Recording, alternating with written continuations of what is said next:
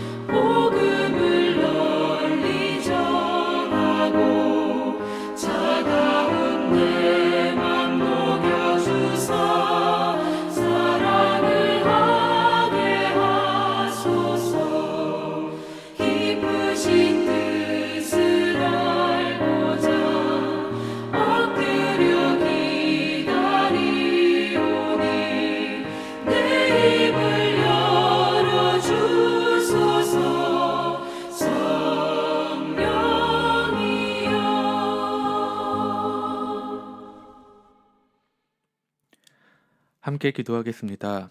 사랑과 은혜가 풍성하신 하나님, 오늘도 저희에게 새 날을 허락해 주셔서 감사합니다.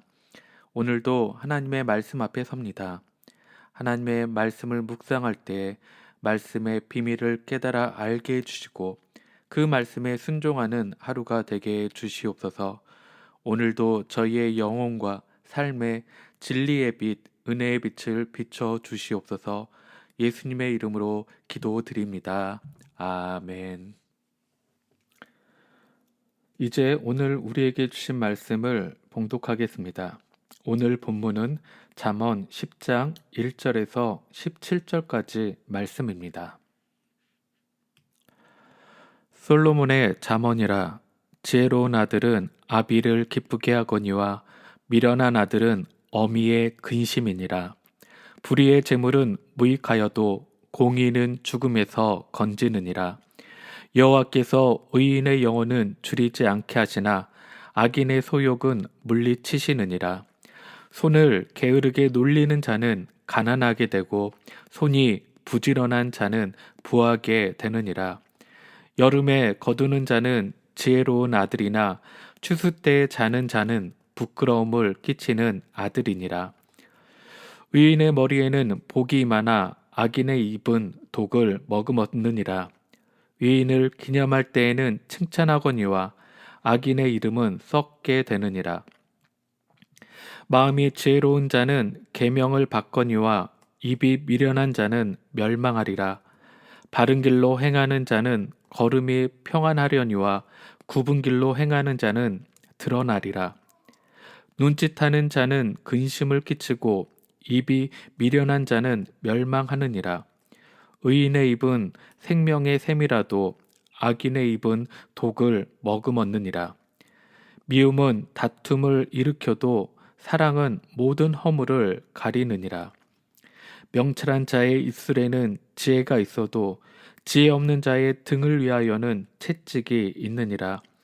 지혜로운 자는 지식을 간직하거니와 미련한 자의 입은 멸망에 가까우니라. 부자의 재물은 그의 견고한 성이요 가난한 자의 궁핍은 그의 멸망이니라. 의인의 수고는 생명에 이르고 악인의 소득은 죄에 이르느니라. 훈계를 지키는 자는 생명길로 행하여도 징계를 버리는 자는 그릇 가느니라. 아멘. 이 시간 함께 봉독한 잠언 10장 1절에서 17절까지의 전체 줄거리가 무엇인지 살펴보겠습니다. 솔로몬의 잠언집이라고 불리는 내용들이 오늘 본문부터 시작이 됩니다. 어제까지 읽은 잠언 1장에서 9장까지는 지혜의 가치와 효용성과 유익함에 대해서 원론적인 큰 틀에서의 교훈이 주어졌다면 이제 10장부터는 매우 실제적이고 현실적인 소재들을 가지고 지혜와 어리석은 삶에 대해서 아주 상세하게 가르쳐 줍니다.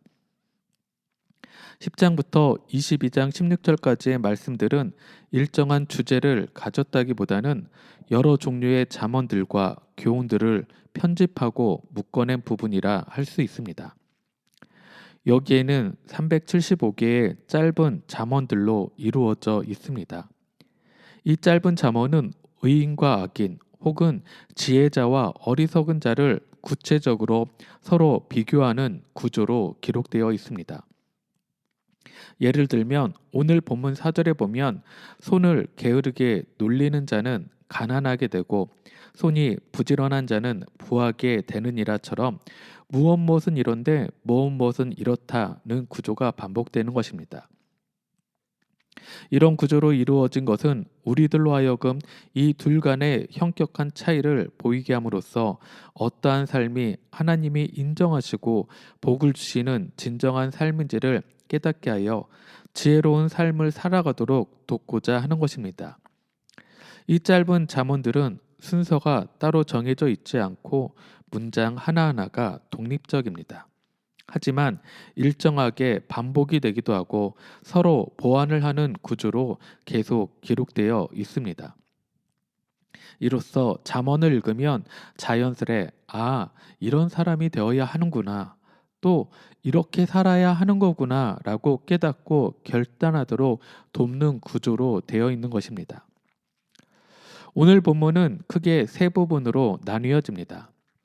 1절부터 5절까지는 지혜로운 아들과 미련한 아들에 대해 말씀하시면서 아비를 기쁘게 하는 지혜와 어미를 근심하게 하는 미련이라는 주제로 재물에 대해서 이야기하고 있습니다. 지혜로운 자는 불의한 재물을 멀리하고 공의를 선택합니다. 이것이 하나님의 성품이고 하나님 나라의 경제 질서이기 때문입니다. 또 6절에서 14절까지는 의인의 입과 악인의 입을 대조시키며 말씀합니다. 지혜로운 자는 살리는 말, 사랑의 말을 하지만 악인은 근심하게 하고 절망하게 하고 다툼을 일으키는 말, 즉 죽이는 말을 한다는 것입니다. 마지막으로 15절에서 17절 말씀은 의인과 악인의 서로 다른 길에 대해 말씀하고 있습니다. 지혜가 담긴 훈계를 듣고 순종하고 따르는 자는 이 땅에서도 생명을 풍성하게 누리고 건강한 관계를 만들어갈 수 있지만 반대로 징계를 싫어하는 자는 그릇된 길에서 벗어나지 못한다는 것입니다. 둘째로 오늘 본문에 나타난 하나님은 어떤 분이십니까?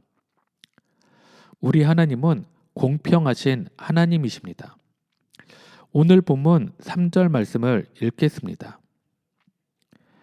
여호와께서 의인의 영혼은 줄이지 않게 하시나 악인의 소욕은 물리치시느니라. 아멘. 성경은 분명히 하나님께서 의인으로 하여금 줄이지 않게 하신다고 말씀하고 있습니다. 그것이 육적이든 영적이든 우리 하나님께서는 예수님의 십자가에 죽으시고 부활하심으로 의롭다함을 얻은 저와 여러분이 환난과 궁핍함 속에 있을지라도 일용할 양식을 먹여주신다는 것입니다. 3절 말씀을 보면 의인의 영혼이란 말과 악인의 소욕이란 말이 서로 대조되고 있음을 알 수 있습니다. 의인에게는 영혼이 살아있지만 악인은 그 마음에 욕심으로 가득 차 있습니다. 분명히 말씀하고 계신 것은 하나님은 그 악인의 소욕을 물리치신다는 것입니다.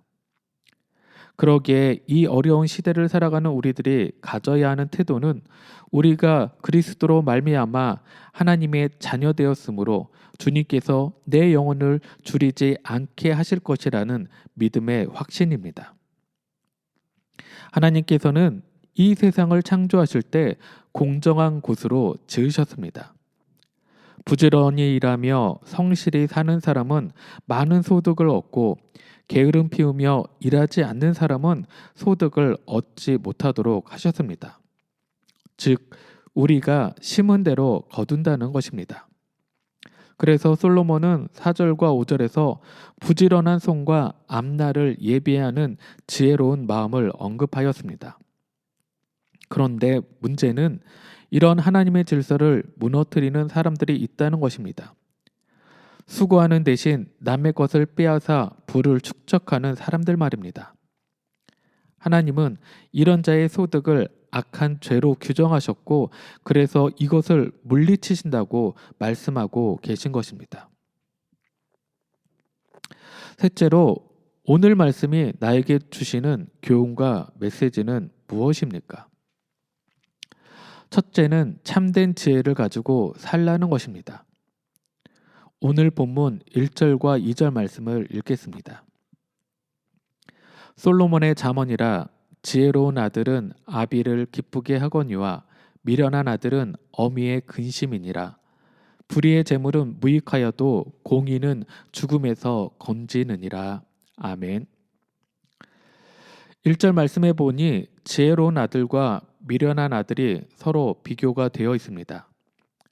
지혜로운 아들은 아비를 기쁘게 한다는데 어떤 아들이 아비를 기쁘게 할까요? 여호와를 경외하는 것이 지혜의 근본이라고 했습니다. 그러니까 아비를 기쁘게 하는 지혜로운 아들은 아버지의 말씀을 흘려듣지 않고 새겨들어 순종하는 자를 가리킵니다. 부모의 말을 잘 순종하는 자녀를 부모는 기뻐하는 것입니다. 하나님도 하나님의 말씀을 흘려듣지 않고 새겨들어 순종하는 자녀를 볼 때 기뻐하시는 것입니다. 그렇게 사는 사람이 지혜로운 사람이라고 알려주고 있는 것입니다. 또 2절 말씀을 통해 지혜로운 자의 태도에 대해 말씀하고 있습니다. 불의와 공의에 대한 대조입니다. 불의는 미련한 것이고 공의는 지혜로운 모습이라는 것입니다. 그렇다면 무엇이 불의이고 무엇이 공의일까요? 오늘 잠언은 불의를 그냥 불의로 소개하지 않고 불의의 재물이라고 재물과 연관시켰습니다. 불의의 재물은 부정하게 획득한 재물이라는 의미입니다. 오늘 본문 4절과 5절은 그것을 더 보완해서 설명해 줍니다. 손을 게으르게 놀리는 자는 가난하게 되고 손이 부지런한 자는 부하게 되느니라. 여름에 거두는 자는 지혜로운 아들이나 추수 때에 자는 자는 부끄러움을 끼치는 아들이니라. 아멘. 정당하지 않는 방법으로 손이 부지런하게 땀 흘려 얻은 재물이 아닌 것은 모두 불의의 재물입니다. 그런 재물은 아무리 많더라도 무익합니다. 하나님의 뜻에 합당하지 않은 불법적인 수단으로 얻은 재물은 잠시 큰 유익을 줄 것처럼 보일지 모르지만 반드시 하나님의 심판의 대상이 된다는 사실입니다. 인생을 참 지혜롭게 사는 사람과 그렇지 못한 미련한 사람의 차이가 무엇입니까? 하나님의 뜻대로 사는 모습의 차이입니다. 인생의 진정한 의미와 가치는 재물을 얼마나 모으고 가졌냐에 달려있지 않습니다. 얼마나 하나님의 뜻대로 의를 추구하며 사느냐에 달려 있습니다. 하나님의 말씀대로 정직과 공의를 따르는 것이 행복한 삶이고 지혜로운 삶입니다. 우리 모두 하나님의 말씀을 새겨 듣고 순종하여 하나님이 기뻐하시는 지혜로운 자녀로 살아가시길 주님의 이름으로 축원합니다. 오늘 나에게 주시는 교훈 둘째는 생명을 살리는 말을 하는 자가 되라는 것입니다. 오늘 본문 11절 말씀을 읽겠습니다. 의인의 입은 생명의 샘이라도 악인의 입은 독을 머금었느니라. 아멘. 계속해서 오늘 말씀은 의인과 악인, 지혜로운 사람과 미련한 사람을 대조하는 가운데 두 사람의 말의 차이에 대해 말씀하고 있습니다. 한쪽의 말은 사람을 살리는 생명의 샘 같고 다른 한쪽의 말은 사람을 죽이는 독과 같다는 것입니다. 사람의 말이 그토록 중요함을 깨우쳐주는 잠언입니다. 의인은 기본적으로 의로운 심성을 가지고 의로운 말들을 쏟아냅니다. 좋은 말은 좋은 마음에서부터 나오는 것입니다. 그러니까 우리가 좋은 말을 하는 사람이 되고자 한다면 마음부터 좋은 사람이 되어야 합니다. 의인의 심성에서 칭찬과 위로, 옳은 길로 인도하는 진심 어린 충고, 주위 사람들의 마음에 기쁨과 평안을 주는 유익한 말들이 나갑니다. 반면에 악한 심성에서는 시기와 모함, 거짓말, 저주, 비웃음, 모욕과 같이 남에게 해를 입히고 상처를 입히는 독과 같은 말들을 나가게 합니다. 그래서 12절 말씀을 보면 미움은 다툼을 일으켜도 사랑은 모든 허물을 가리느니라 라고 말씀합니다. 마음속에 미움이 자리 잡으면 결국 말이 믿게 나갑니다. 말을 믿게 하면 결국 다툼이 일어나는 것입니다. 그러나 사랑하는 마음이 있으면 말도 예쁘고 너그럽게 나갑니다. 결국 모든 허물을 덮어주고 이해해주는 말이 나가게 됩니다. 그러니까 우리가 행복한 인간관계를 맺고 행복한 삶을 살고자 한다면 마음과 말을 아름답게 가꾸어야 합니다. 사랑하는 밴쿠버 영락교회 가족 여러분, 지금 우리의 입에서 어떤 말이 많이 나가고 있습니까?